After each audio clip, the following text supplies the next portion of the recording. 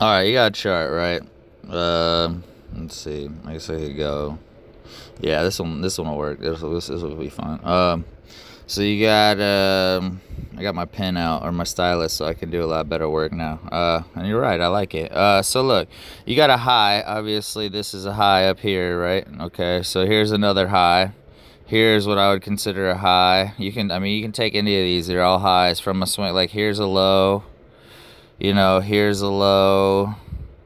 Here's a low, because I consider this a low, and I usually try to go off of this point right here for my low, because you could tell right at that moment there's a breakout, and then there's some Fibonacci's. That's probably a 618 retrace right in there, and then there's a breakout.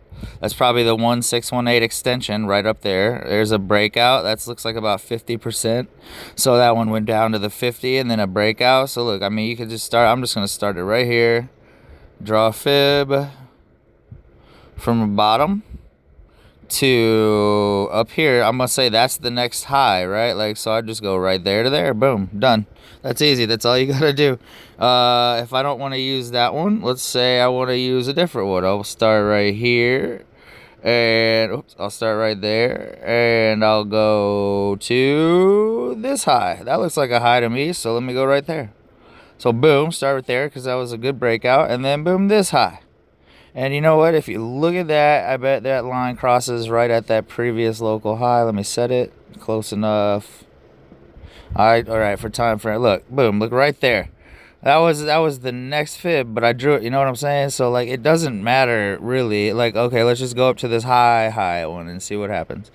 Okay, there's obviously reversal right there at that little red down, so that's a good marking spot. Okay, look, you got all that in between that one, and then it breaks, and then it touches that one, and it comes back, it tests, it tries to, but it gets rejected, and then it falls back down.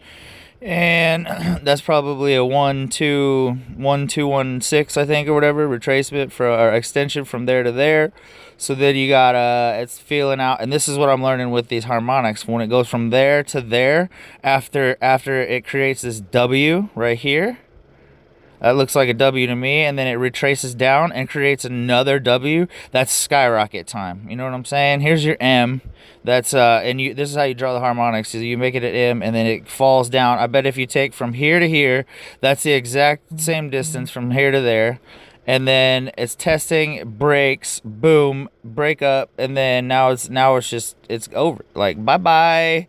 And so let's draw an extension from that same spot and see what happens. So for an extension, you want to go your high to your low. High to, let's go to this low right here. That looks fine. It's good enough for me.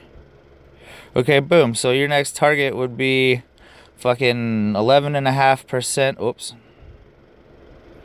11.5% of one Bitcoin. So one Ethereum will be 12% of one Bitcoin, basically. Whatever that math is, whenever that gets there, you know what I mean?